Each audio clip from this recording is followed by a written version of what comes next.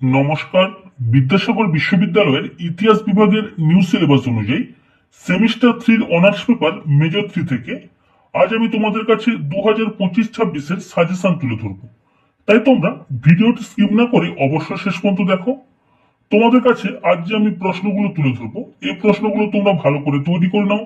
আশা রাখি এর মধ্যে থেকে তোমরা পরীক্ষায় অবশ্যই কমন পেয়ে যাবে। তাহলে আর বেশি কথা না বাড়িয়ে ভিডিও শুরু করছি।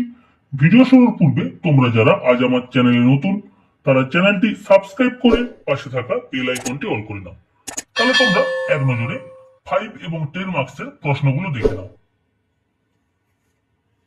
আমি তোমাদের মেজর 3 সাজেশনে 10 মার্কের যে প্রশ্নগুলো রেখেছি তোমরা এক নজরে দেখে নাও। একের দাগের প্রশ্ন, খ্রিস্টপূর্ব 6ষ্ঠ শতকে মগধের উত্থানের কারণগুলি আলোচনা করো। মোস্ট ইম্পর্টেন্ট প্রশ্ন, অবশ্যই ভালো করে তৈরি করবে। দুই দাগের প্রশ্ন, মৌর্য সাম্রাজ্যের পতনের কারণগুলি আলোচনা করো। ভীষণ গুরুত্বপূর্ণ। 3 দাগের প্রশ্ন, মৌর্য শাসন ব্যবস্থার বৈশিষ্ট্যগুলি আলোকপাত করো। Most important. 4 দাগের প্রশ্ন, অশোকের সাম্রাজ্য সীমা বিশ্লেষণ করো। এই প্রশ্নটা তোমাদের খুব গুরুত্বপূর্ণ। 5 দাগের প্রশ্ন, কুষাণ সম্রাট কনিষ্কের কৃতিত্বের মূল্যায়ন করো। তোমাদের এই প্রশ্নটি হয়তো এই বছর পরীক্ষা আসার প্রবল সম্ভাবনা রয়েছে।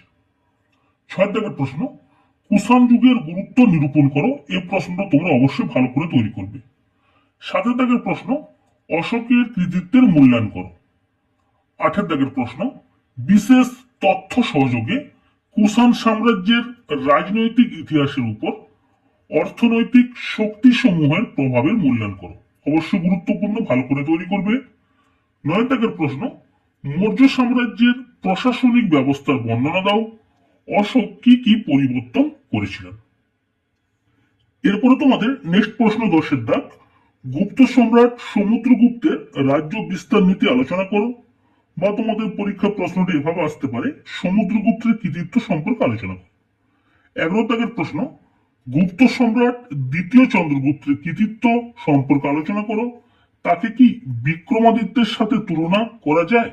মোস্ট ইম্পর্টেন্ট, অবশ্যই ভালো করে তৈরি করবে। 12 দাগের প্রশ্ন, গুপ্ত সাম্রাজ্যের পতনের কারণগুলো আলোকপাত করো বা আলোচনা করো। Most important. 13 দাগের প্রশ্ন, চালুক্য পল্লব দ্বন্দ্ব সম্পর্কে একটি প্রবন্ধ রচনা করো। 14 দাগের প্রশ্ন, শশাঙ্কের কৃতিত্ব, গৌতমীপুত্র সাতকর্ণীর কৃতিত্ব, চন্দ্রগুপ্ত মৌর্যের কৃতিত্ব। অবশ্যই প্রত্যেকটি প্রশ্ন তোমরা ভালো করে তৈরি করে রাখবে।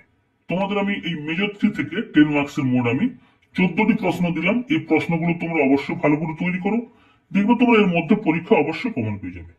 এরপরে তোমরা দেখে নাও 5 মার্কসের প্রশ্নগুলো।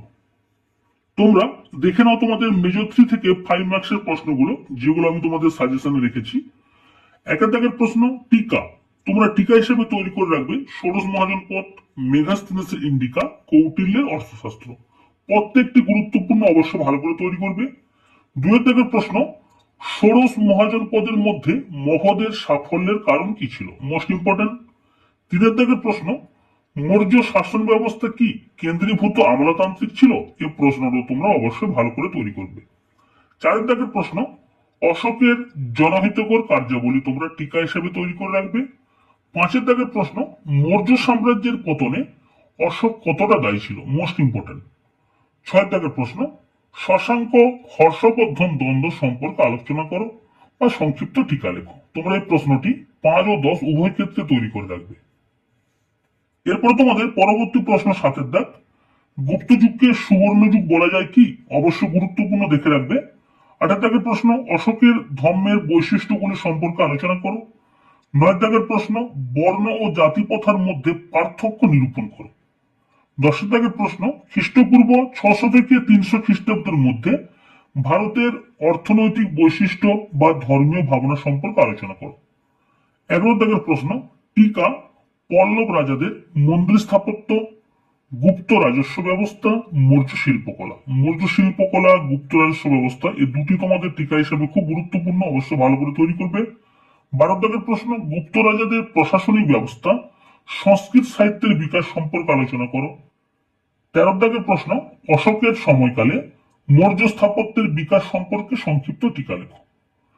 14 দাগের প্রশ্ন, তোমরা 14 দাগের টিকা হিসেবে যে প্রশ্নগুলো তৈরি করবে, গুপ্ত যুগে নগরের অপক্ষয়, গুপ্ত পরবর্তী যুগের রাজনৈতিক পরিস্থিতি, ত্রিশক্তি সংগ্রামের কারণ ও ফলাফল, অশোকের শিলালিপি সমূহ, মৌর্য যুগের বাণিজ্য, মৌর্য যুগের সামাজিক জীবনধারা সম্পর্কে লেখো, এলাহাবাদ প্রশস্তি, স্কন্দগুপ্ত টিকা বা স্কন্দগুপ্তকে ভারতের রক্ষাকারী বলা হয় কেন। এই প্রশ্নগুলো তোমরা মেজর 3 থেকে 5 এবং 10 মার্কসের জন্য ভালো করে তৈরি করো। আমি আশা রাখছি এর মধ্যে থেকে তোমরা অবশ্যই পরীক্ষা কমন পাবে। তাহলে আজ আমি তোমাদের 2025-26 মেজর 3 থেকে সাজেশন তুলে ধরলাম। তোমাদের যদি আজকের এই ভিডিওটি বা প্রশ্নগুলো ভালো লেগে থাকে অবশ্যই লাইক করো, বন্ধুদের মধ্যে শেয়ার করো এবং চ্যানেলে যদি আজ নতুন থাকো অবশ্যই চ্যানেলটি সাবস্ক্রাইব করে পাশে থেকো। আজ তাহলে রাখছি, তোমরা সবাই ভালো থেকো, সবাই সুস্থ থাকো।